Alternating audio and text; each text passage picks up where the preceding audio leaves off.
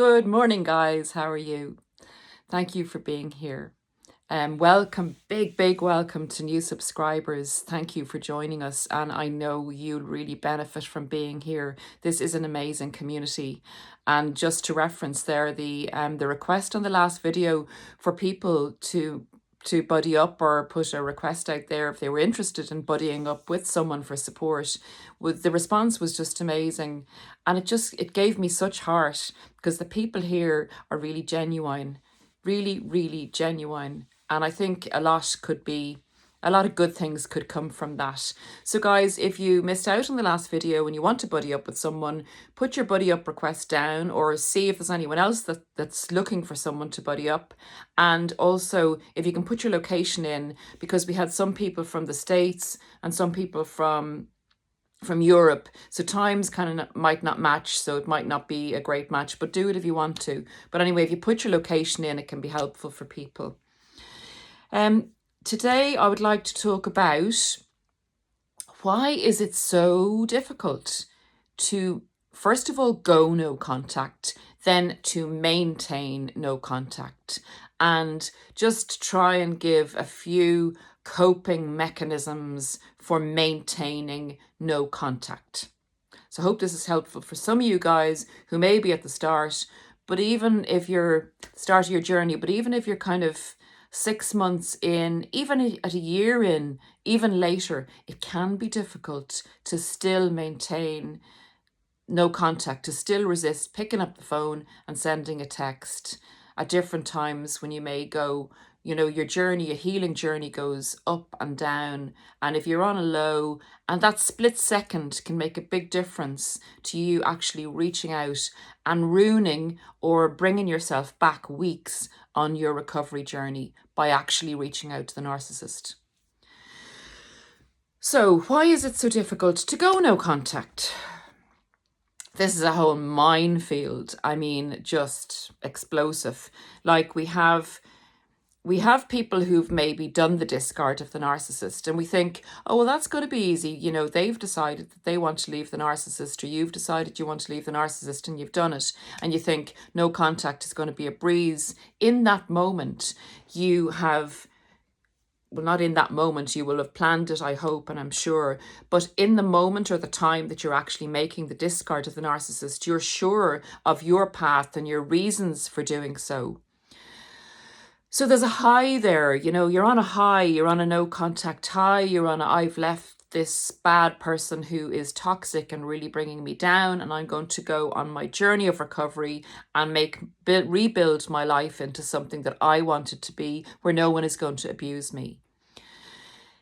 A recovery journey is not a straight road. And it's not a straight road because it's a hard but an amazing road. And it's what we learn on the recovery journey by going into the lows and going back up and in increasing our vibration as we go. It's not a steady journey. We will dip and we will shoot up and we will dip again. It's 3 steps forward and 1 step back, and you keep going like that until you get to a level plane where you're kind of on a plateau and you're just rising. I hope that makes sense. So that's for people who have left the narcissist, and they will reach the lows just as the person who has been discarded by the narcissist. If you're discarded by the narcissist, you're on an immediate low and very confused. The confusion is still there for the person who has discarded the narcissist, because they will possibly ruminate and go over all the things that happened and will doubt themselves as to whether they made the correct decision, particularly when the narcissist is giving them a world famous movie star performance in relation to the Hoover to get them back and not let them go. And again, on the other hand, we will have people who are discarded by the narcissist and in a state of total shock and not know what's gone on. It's a very abnormal, very toxic end of a relationship, and it's nothing like you would ever have experienced before, whichever way you do it, whether you do the discard or whether you were discarded. So remember that during the relationship, you were highly manipulated. Your mind will be a mess. You will have made future plans because there will have been a lot of future faking going on. So you will have really seen yourself going forward in life with this person, and your dreams and aspirations will all have been tied up with this person. So what you have to do is you have to do 100% flip over, 100%, to now go forward on your own with your plans and to separate your dreams and plans from the ones you made with this narcissistically disordered personality. So it's like you have to wipe the slate clean on your intended purpose in life, your future dreams, and the vision you had for yourself. Now, this is no small undertaking. It's different from another relationship because with a narcissistically disordered person, the relationship has been very, very intense. You will have been brought into their magical thinking world, and the intensity and the strong belief that they will have fostered in you, and the strong drive and determination they will have used on you to embed you and entangle with you, is nothing like the healthy relationship with another individual where you both still maintain the self. With the narcissist, they will have tried to strip you of your identity and made you one with them. And that's why it's so hard to disentangle your dreams and your life purpose and regain your self-identity from that of the narcissist. Remember, we are extensions of the narcissist. They will have worked on us to make us lose ourselves and really foster codependency, both from their own point of view and from ours. We become their food source. So we become very, very codependent on them, even if we aren't a codependent to start with. They will foster that in a healthy individual.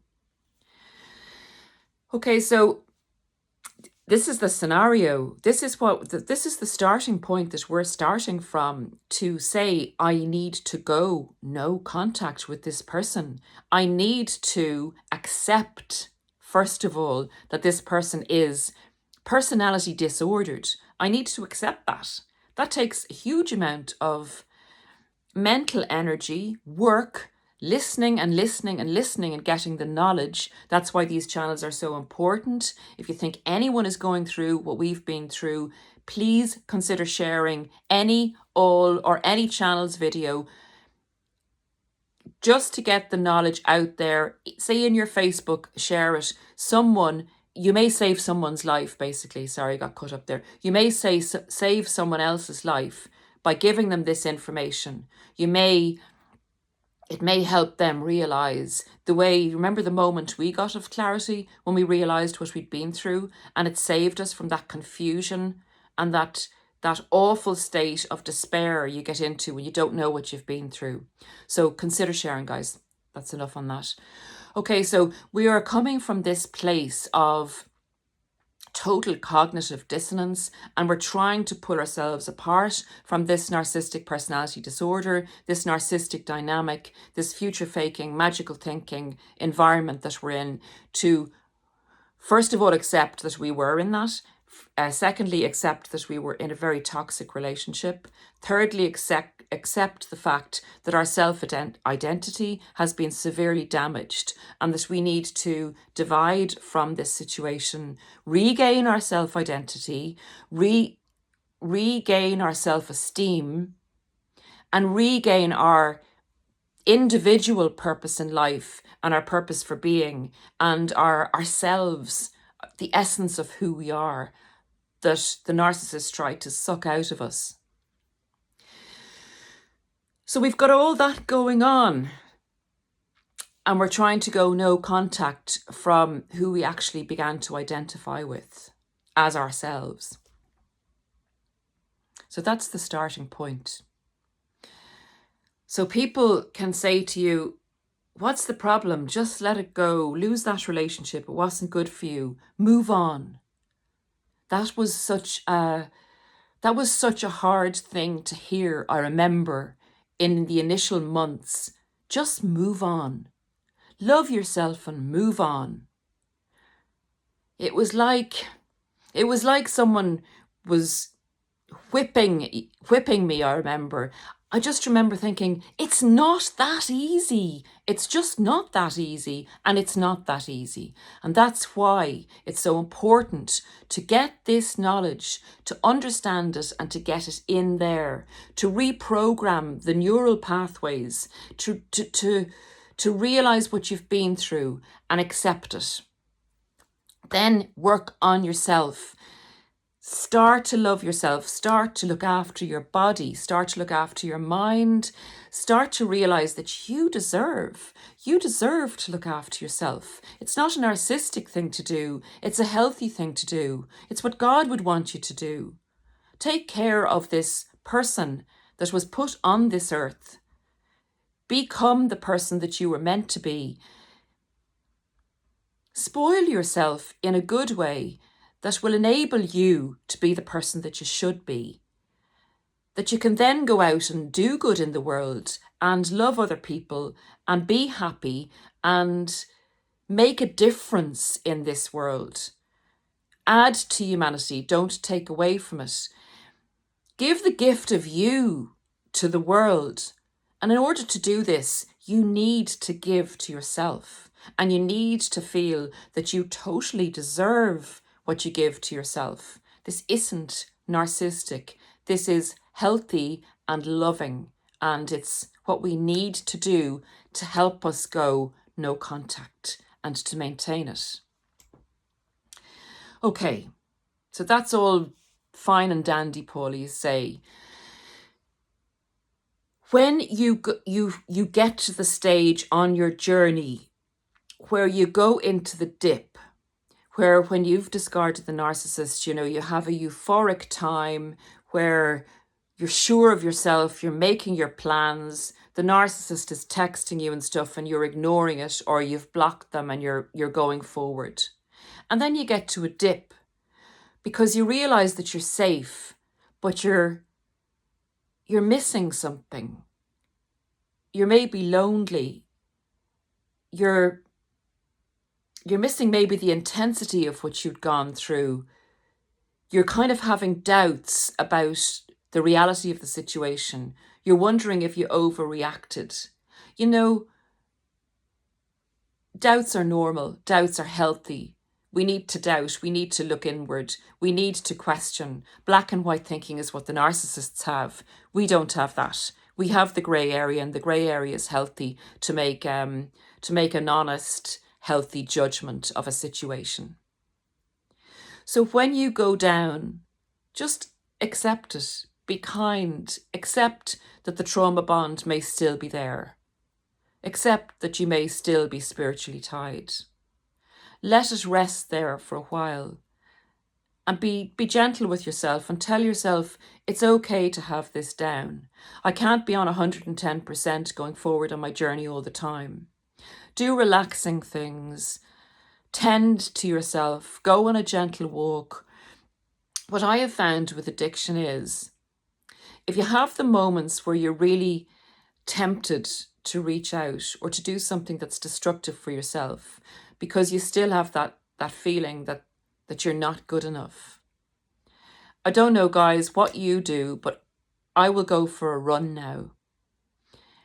I say to myself, if I still feel the same after I do something positive for myself, like that, like a run, a walk, whatever it is you do that makes you feel good, if I still feel that I want to do the negative thing and contact the narcissist or have a drink or do whatever you do that is destructive to yourself, that's not honouring yourself, if you still feel the same afterwards, you can do it. That's what I say to myself. Invariably, 99% of the time, after you do the thing that makes you feel good, you've moved past that moment.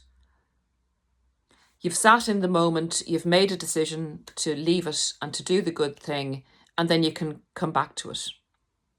That's one coping mechanism. The other coping mechanism, I think, that is possibly going to be really helpful for people is if you do buddy up with someone. So again, reach out to whoever you've buddied up with and say, I'm having a really, really hard day. I feel like contacting the narcissist. I know this person was really toxic. I know this person nearly destroyed me, but I still feel like reaching out because I'm trauma bonded. I'm addicted. I wonder how they're doing. You come up with every excuse and any excuse under the sun to contact them. Because remember, it's like you've been anchored with this person for so long and you've been set off into this big wide ocean, and it is scary, and sometimes you want to come back to what's familiar, even if it's abuse. It's kind of a known dynamic in psychology that we gravitate to what's familiar. So guys, the other thing in relation to resisting reaching out to the narcissist is sit with it and think, okay, if I send this text or make this phone call, what am I actually expecting to get from it? So you think, well, if I make this phone call and they answer, or this text and they answer, at least I'll have had contact with them. And it's kind of like, you get a bit of the drug back, that you're craving some kind of something like what you went through before. It is like a drug. So you think, I just want to have contact with them.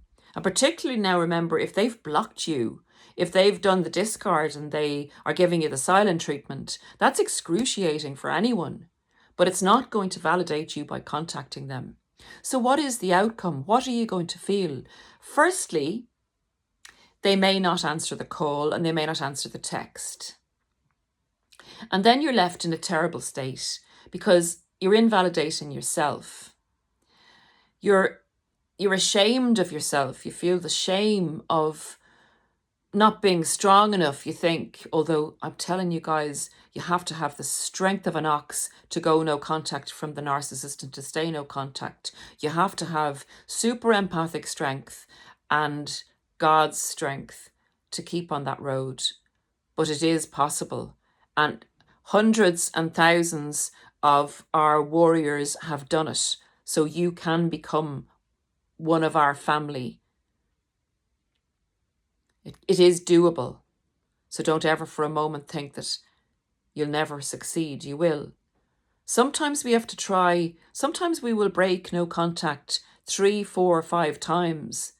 And I'm not saying, I'm saying that that's okay and you will still go forward. You'll get to the time where the spaces are longer and you'll eventually want to be no contact. But that's not saying to you, oh, well, Paula said, we break it a few times, so, I'll break it now and it'll be grand. That's not what I'm saying. I'm saying if you fall, get back up and get back up on the horse and ride forward and gallop forward and go forward. But try not to, because it does set you back. And the narcissist loves it. So the outcome, what's the outcome going to be if you break no contact and they don't contact you back? You're really left in a very low state because you go right back to the narcissistic manipulations of when they made you feel like you were nothing, that you were weak and that you weren't a good person. You feel shame. You feel like they're right. You go through all these negative emotions when they don't answer you back. And then if they do answer you, do you really think that they're going to say, hi, how are you? I'm so glad you've contacted me. I've missed you. I've realized what a bad person I've been. I've done everything wrong. I really want to come back to you. Please forgive me. That outcome is highly unlikely unless they've been sending you Hoover triggers and they actually want to Hoover you to get back in. Remember, narcissists want control. So they're not going to accept your Hoover, so to speak. They're not going to accept you contacting them.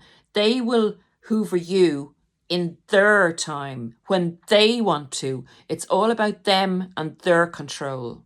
So the only reason you'd get a good response when you contact the narcissist is if they have laid Hoover bait for you along the way, and it is what they intended to do anyway, and they baited you into contacting them. So guys, the outcome of breaking no contact is just negative for you. It's hugely negative. It can set you back.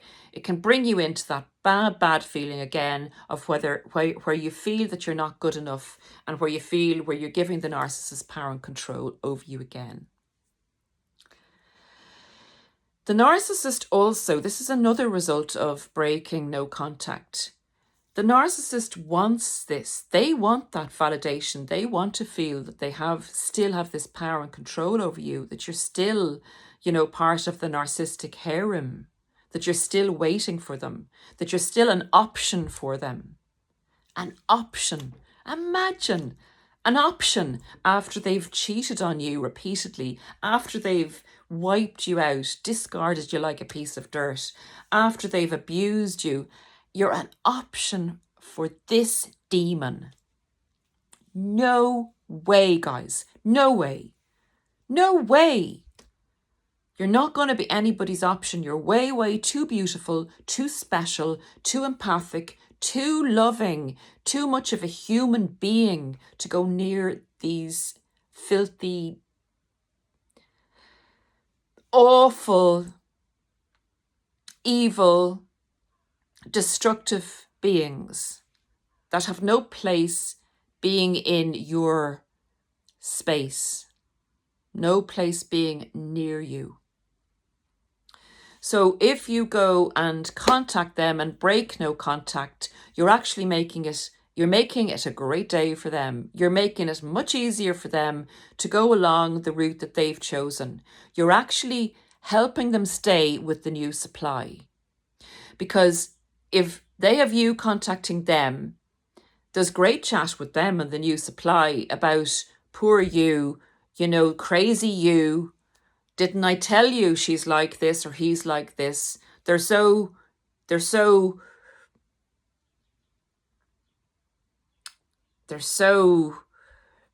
desirous of me. I'm so gorgeous, they can't leave me alone. So many people want me. A new supply, you're so lucky to be with me. They're going to use it and it's going to make their day. And do we really want to make a narcissist's day? No way. So guys, don't do it. Do not give them the satisfaction. And don't stop your healing journey and break your no contact. Remember, you've set this in place for you. It's not for them. It's not about them. It's about you, because you are on the way flying to a fantastic future. I promise you, when you get to the place you need to be on your healing journey, the joy you feel, the empowerment you feel, the difference you feel in who you are and your life's purpose it's something that you can only dream of, but you can actually make the dream come true when you get there. So just remember, and anyone that's healed or well on the healing journey, please leave in the comments, for people who are only starting out, how worth it is to get to this space and how worth the hard work it is. So that's the video, guys, on don't break no contact. Don't beat yourself up if you do break no contact. Get back on the horse and ride again. Ride forward. Super empath. Keep going. You have it in you. You have the strength. You have a special strength that God has given to you to have survived this vile, demonic interaction and to go out and make the world a better place. And again, guys, consider subscribing if you're not subscribed. Consider sharing, because a video appearing on someone's Facebook or Instagram or wherever forum you consider sharing it, may actually save someone else the way we got saved. That's all I have to say. Have a great day, and I'll see you again soon. Thank you for listening. Thank you for being here. Thank you so much for being part of this family. Thanks, guys. Bye.